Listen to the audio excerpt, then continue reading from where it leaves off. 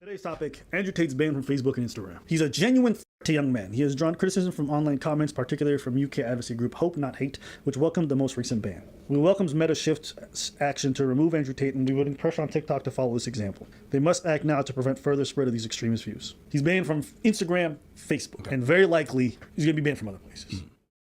What's up, Authentic fam? Welcome back, Authentic Alphas, as always. And today we're going to talk about this Andrew Tate situation, him being banned off of social media platforms. I took my sweet old time because I wasn't going to comment on it, but a lot of people have been asking me, what do you think about the Andrew Tate banning? What do you think about Andrew Tate getting banned? What do you think about them banning Andrew Tate? It's like, all right. So we're going to talk about it here. And, just a couple of things that I, see when it comes to this situation. Maybe it's a unique perspective. I don't know. Maybe other people have talked about it. I'm not really big on watching videos about this particular topic.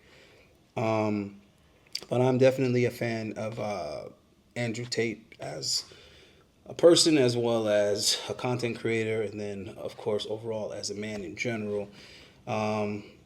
He's a really cool dude. So, and I mean, that's one of the things that's really unfortunate about it, is that no one really deserves to necessarily be banned, because at the end of the day, this is a freedom of speech issue.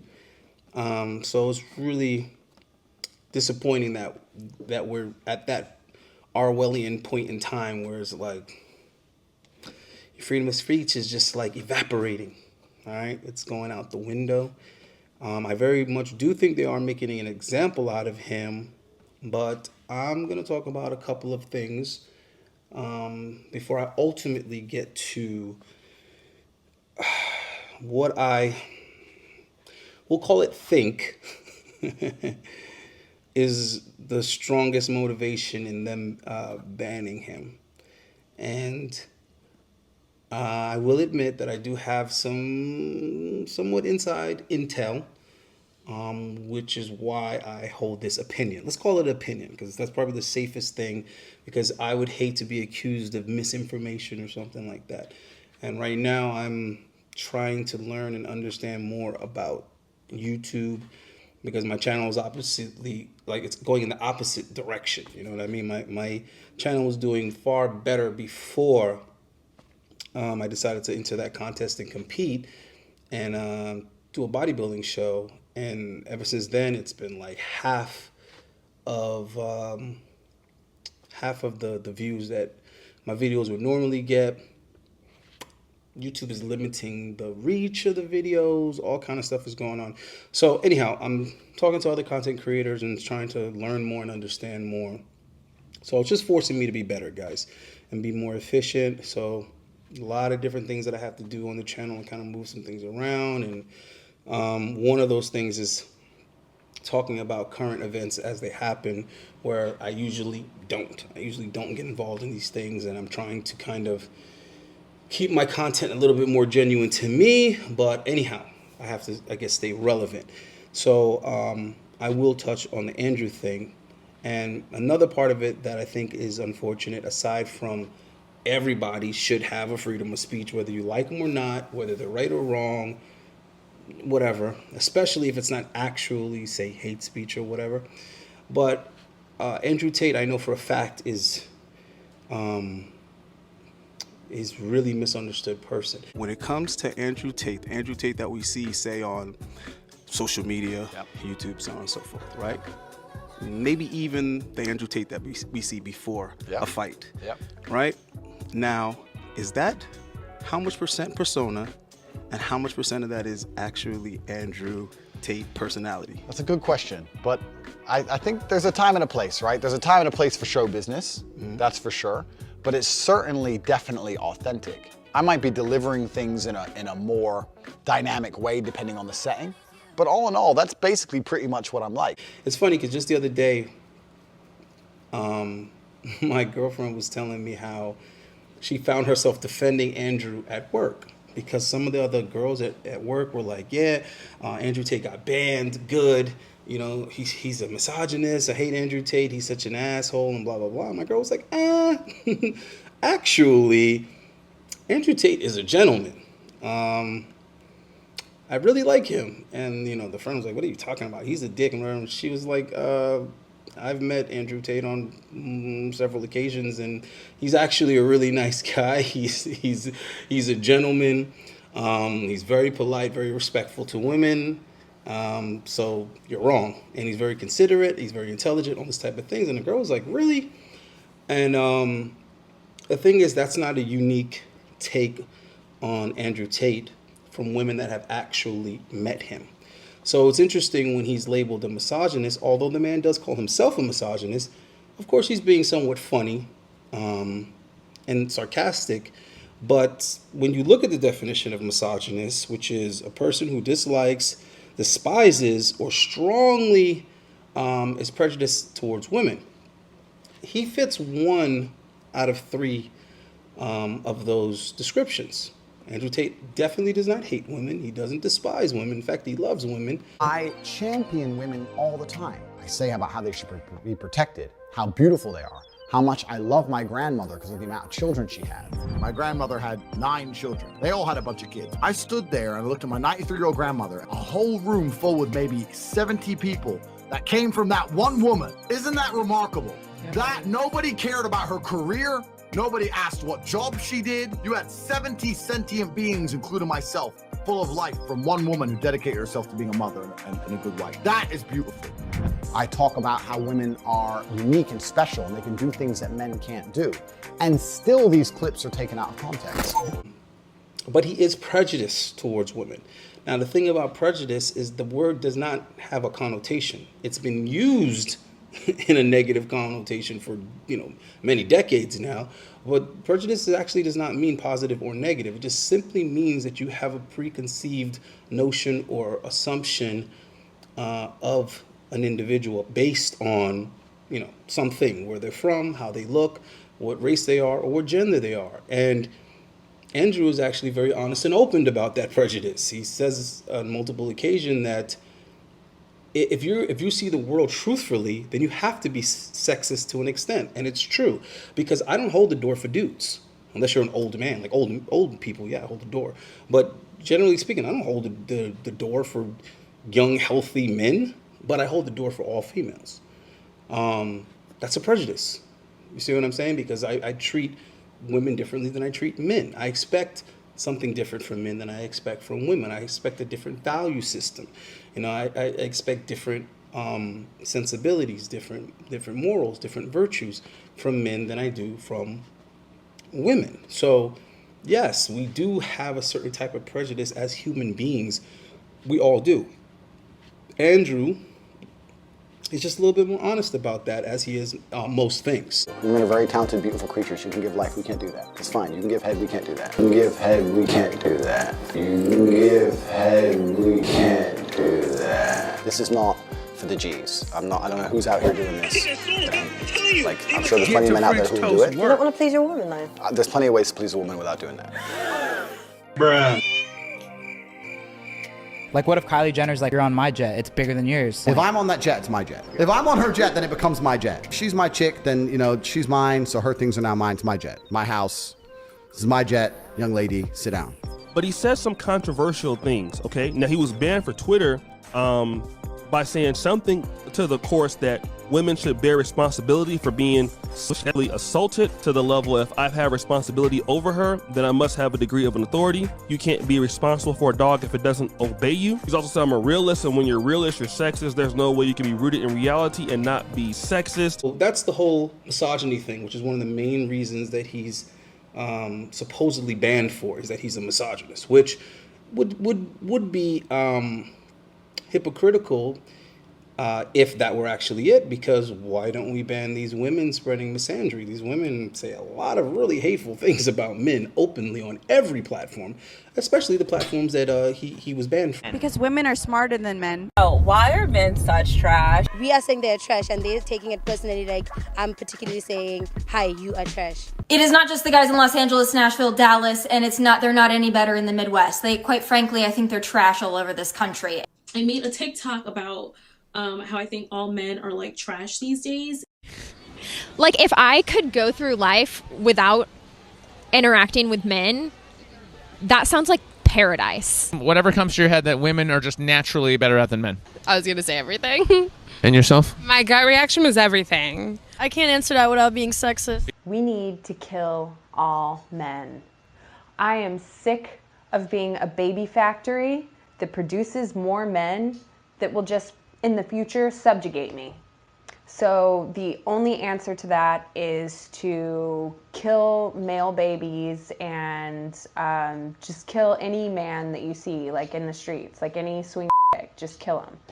So the whole misogyny thing is like, well, if that's the case, then you got a lot of women you need to go and ban, now don't you? Okay, from the popular ones all the way down to the nobodies. You would have to ban a lot of women for their misandry. So if misogyny is what it is, then it's definitely not fairly distributed, that banning, okay?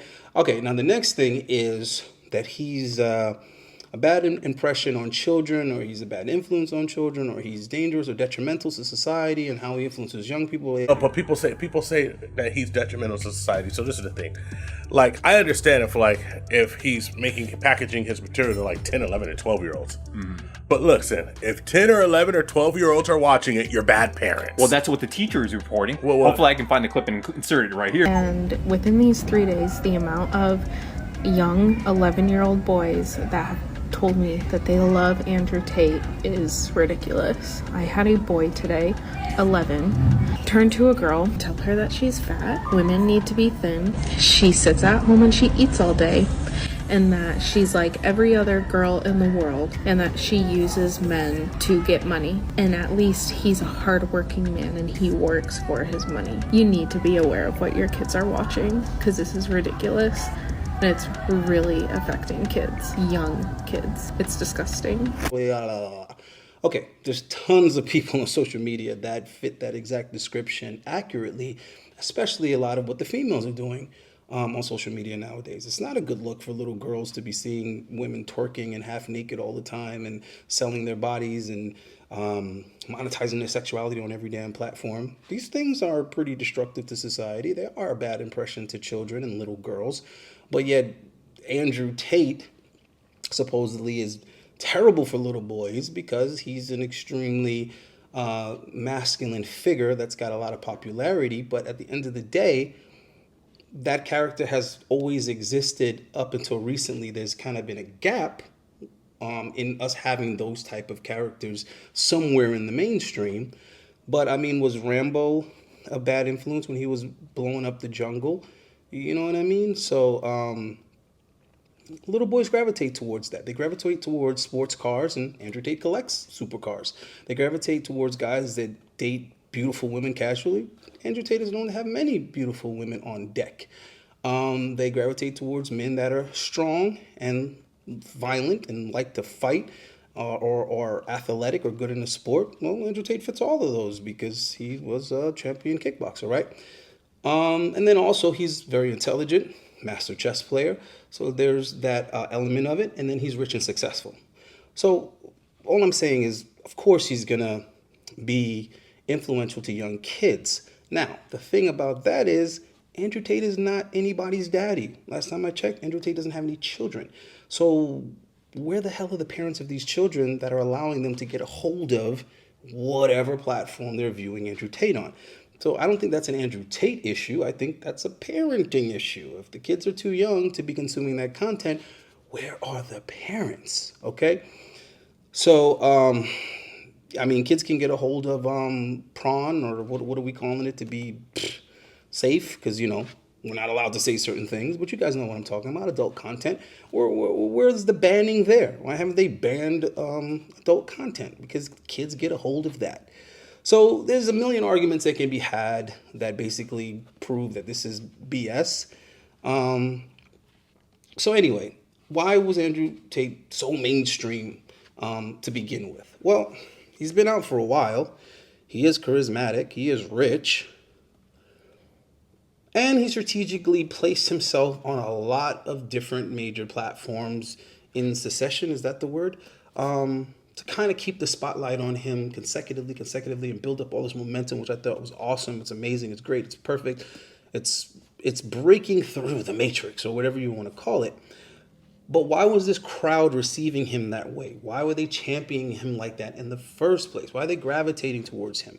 I think a lot of his haters didn't even actually hate him, disagree with him, or dislike him.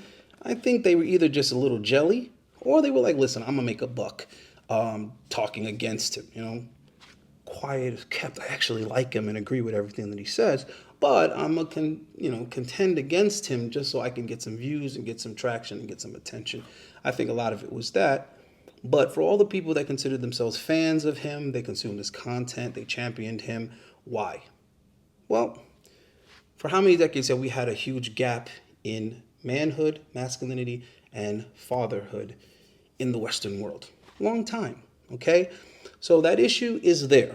And I think one of the things that was very interesting about Andrew Tate that I think adds to the contrast that he has, that is one of the things I like about him so much, is that this guy could be extremely wealthy, rich, living his best life, doing his thing, but somehow still puts a lot of time, effort, energy, and empathy into understanding and commiserating with what we call the incels, or what we call the simps, or whatever the heck name you want to use for guys that aren't doing so well in the social arena, and especially the dating arena or the sexual marketplace. So for a guy that's doing so well in these areas, he still had a very keen understanding of what majority of guys are going through. The problem is that the majority of young men in the world today are completely invisible, and social media has made them invisible. If you go into an Instagram feed, you have extremely beautiful women, which is fine. They're beautiful. They're allowed to take pictures. But the only men who have followers are men with massive social status, right? Men with Ferraris and money, or rappers, or people who have YouTube channels. If you're a normal man with a normal job, you don't really exist in the online world. It's very difficult to get followers. Nobody replies to your DMs. You don't really matter. You don't have access to the sexual marketplace. It's very difficult for you to even get any kind of recognition that you're even alive. And a lot of men feel lost and lonely because of that. And I was championing, to a degree, their issues. For someone that could be supposedly so arrogant, so cocky, so toxically masculine or whatever, he actually is a huge gentleman. He is very polite, very respectful of people. And if you watch his interviews, he's always letting other people speak. He's letting other people's ideas get air. And his discourse is also, very respectful. So he's somebody that balances duality well. Let's say that. Then he's also extremely athletic, but then he's also extremely intelligent. He's very competitive, but then he can also be very passive and laid back and not feel the need to be competitive. So there's a lot going on there with the character that is Andrew Tate. And I think he gives people a lot to gravitate towards, meaning a lot of different people can see something in him that they like, that they gravitate towards. And we are already in a deficit when it comes to male role models. I personally don't think he's a bad role model at all. Okay, this is a guy that's saying that he built wealth. This is a guy that said he became a champion, right? So he's basically telling the underdog, the little guy, you can, but you have to stop being a punk, stop being weak, and get on with it. And whatever you're going through, you should look at it as an opportunity to become stronger and more resilient and build character. He literally is representing the void in fatherhood that a lot of these guys are experiencing. And Kevin Samuels was doing something similar. He was an older guy, but he brought that uncle, father, maybe even grandfather for people young enough. He brought that type of feel, that type of flavor to the table. And let's face it, it's been missing. It's been missing in the black community. It's been missing in the American culture, the Western culture, English-speaking culture, okay? So that's just speaking to why they would be such a market for somebody like Andrew Tate. So let's get into some of the reasons why they would want to remove somebody like that. Now, obviously, I like to look at things a little bit deeper than surface level. There's so much arguing back and forth about petty surface level bullshit meets the eye type shit, and it's way deeper than that. It amazes me when people sit here and argue over these things that are just a constructed narrative to distract you and give you an explanation for something that's clearly not the real explanation. So the narrative that we have in our culture, it's constructed. It's been planned for hundreds of years. It's been planned. And this is actually provable. I don't want to go down those rabbit holes, but it's provable because these people wrote this shit down. These elites have wrote this stuff. Okay? So these plans are already written. Just like the Planned Parenthood, what they're trying to do with that, it's on paper, guys. It's on paper. So for someone to say, oh, that's a conspiracy, that's not really what Margaret Sanger was doing, really? Because she wrote the shit down. Okay? They wrote their plans down, what it is that they're trying to accomplish, what they're trying to do. So destroying the nuclear family, eradicating masculinity, and trying to get away any resistance that would come to some type of New World Order, or whatever you want to call it. I got to be so careful on what I say. But anyway, this slave culture that they're moving towards, where they control everything, and when I say everything, they're trying to control air and water as well, guys. They're trying to control oxygen in the future. You might have to actually pay a bill on breathable air in the future. Yeah, oh yeah, there's a conspiracy, whatever. Call it whatever the fuck you want. The point is, this shit is written the fuck down. It's documented. These people with power, these elites have been planning this takeover for many generations. And someone like Andrew Tate is openly speaking against it and about it. And keep in mind, I've had these type of deep conversations with Andrew on and off camera.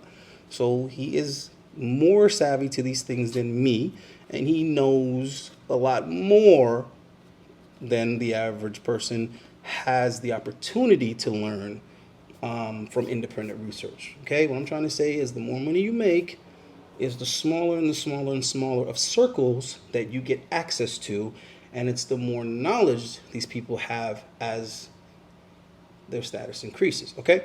So he kind of openly speaks about these things, and that right there is one of the reasons why they would want to remove said person's voice, okay? Okay, now, another thing is they could be simply making an example to anyone else. Don't talk or think like this, because right now the speech is what they're going to kill first, that freedom of speech, and then the next thing they're going to move into is actual thought. And they're going to be thought policing us in the future, right? Now, for all those people that want to say that I'm making stuff up and I'm paranoid and whatever, bro, I'm not interested in convincing you of anything. But for the people that actually are like, I'm interested, I encourage you to go look into these type of things. Look into it. Go down the rabbit hole. Knock yourself out. Pack a bag. Bring some lunch. It's going to be a long trip. All right, guys? But yes, the same way that they're trying to take away our freedom of speech now, and if you had said that 15, 20 years ago, people would be like, you can't take away freedom of speech. It's a right, and everybody has a right to freedom of speech. Okay, well, guess what? That's going to be a thing of the past. And as the technology improves, yes, they are going to start policing thought. It's going to get to that point, okay? So this shit's running long. I'm trying to keep my minutes, my videos like 20 minutes, so I'm already like 20 minutes in. So let's close out here. Now, this is a dude that was falsely accused at least twice. I know of at least 2 different occasions where they accused Andrew of something, and when people came to me with it, because a lot of content creators don't like this guy for some reason. I don't know, but there's always content creators telling me how they don't like Andrew Tate and all this other kind of stuff, and I'm always like, have you met him? Then I don't know what to tell you, bro. Like, what are you basing that on? You know what I mean? But I remember the first time I heard about the whole putting hands on some female or with a belt or something like that. From what I understand, that was just like a prank. Like, they were just joking around and playing around. Like, there's no audio to that video. and he wasn't seriously hitting her. He was just playing with one of his chicks, which us guys that have chicks do. I mean, you play. Sometimes you play fight. You do all kind of stuff like that. And it was taken out of context and it was weaponized, and someone tried to use it against him. All right? If that's far-fetched for you, where the hell have you been? Where have you been if you think that isn't something that your enemies will try to use against you? And of course, obviously, this man would have plenty of enemies, and enemies in high places, okay? The next thing was when everybody was like, oh, did you hear? Oh, the Tates got arrested. Oh, really? And I was like, you know what I'm saying? Because I knew it was probably some bullshit. And I reached out to Andrew and I asked him about it, and he explained to me what happened. And sure enough, that's exactly what the conclusion that the authorities came to.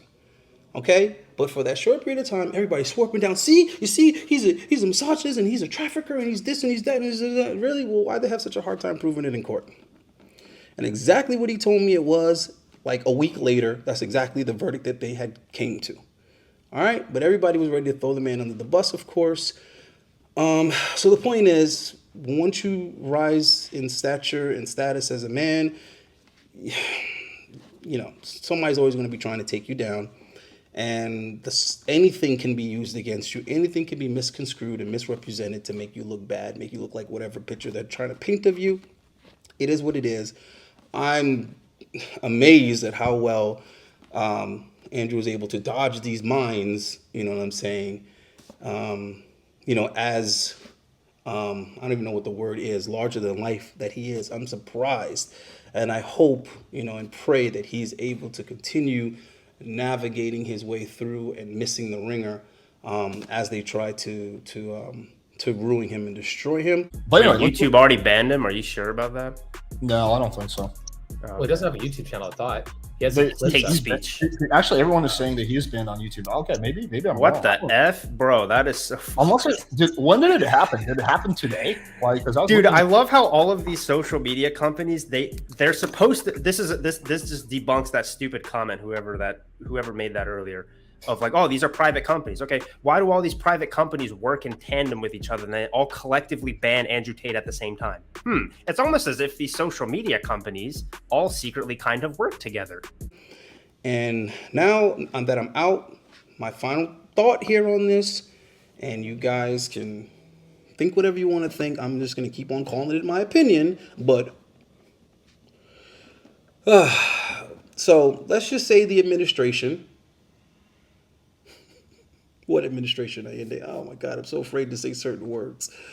But the administration be telling the social media platforms to remove people that they don't want to have a voice. Or vaccine mandates.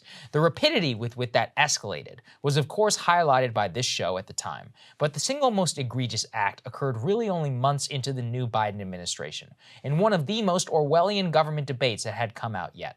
Let's relive that experience. Providing for Facebook or other platforms to measure and publicly share the impact of misinformation on their platform and the audience it's reaching. Also with the public, with all of you, to create robust enforcement strategies that bridge their properties and provide transparency about rules. You shouldn't be banned from one platform and not others for providing misinformation out there.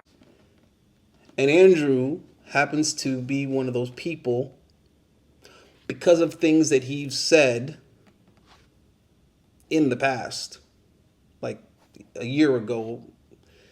And he wound up on a certain list. I don't know how much I can say, how much I can't say.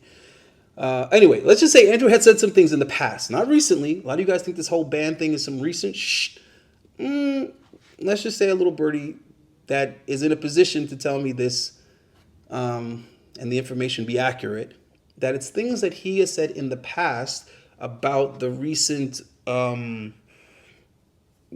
we had to, and we were locked down because of and we were supposed to take but a lot of people like me refused to take well, talking about that whole situation, which Andrew has been very verbal about his views and opinions on that, and the factual information that he gave on that people are not supposed to give on that. And if they say those things, it's considered misinformation. And for that, they're supposed to be removed from not or some, but all social media platforms, which is why Andrew was removed by so many in such a short period of time. That's about as much as I want to say about it, guys. All right. The point is, it's a lot more than he's a misogynist and he's a bad influence to children. It's not really that. All right. It was some other things that he had been said a long time ago, and they wanted to remove him from then, but they didn't, and now they did. All right. So that's it. That's all I gotta say on that. I wish him the best, but I know he's doing his damn thing. I will reach out to him soon, and hopefully he'll have time to talk to me and maybe even tell you himself what's going on. And maybe I'll even be able to do it live. Maybe I'll try to figure out how to not struggle stream so that you guys can actually ask some questions. I don't know. I'm just dreaming right now. But like I said, I'll reach out to him. Usually he does get back to me, and we'll see if maybe he's down to do something. From what I understand, he kind of wants to take a break from social media. But I don't know. Maybe he'll talk about it a little bit on YouTube. All right, guys. So keep it authentic. I'm going to try to be a lot more consistent with the videos. I need you guys to like these damn videos. I need you guys to comment on these damn videos. What else do I need you guys to do? I need you guys to share these videos.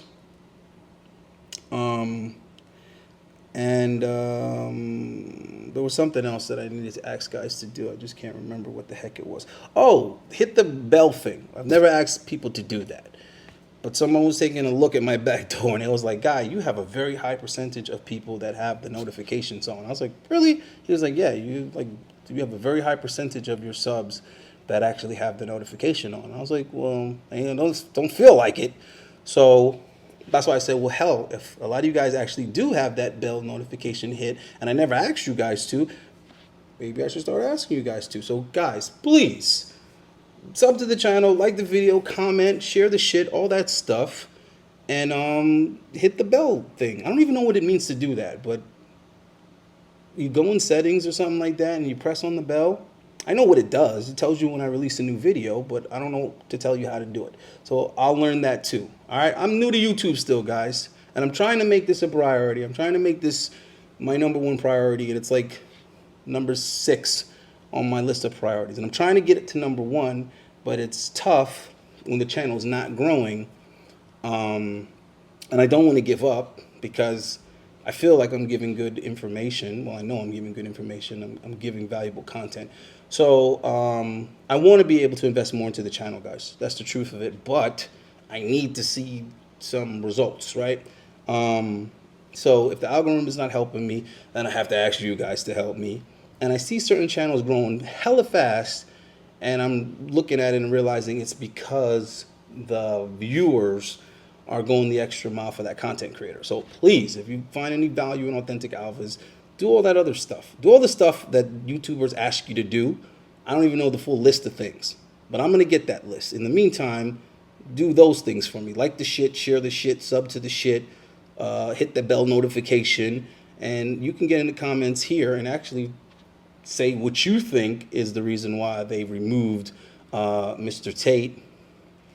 And we'll get a discussion going with that. And then hopefully I will be able to speak to him in the future and see how much of that is accurate. All right, guys, keep this shit authentic. I'm out. Peace.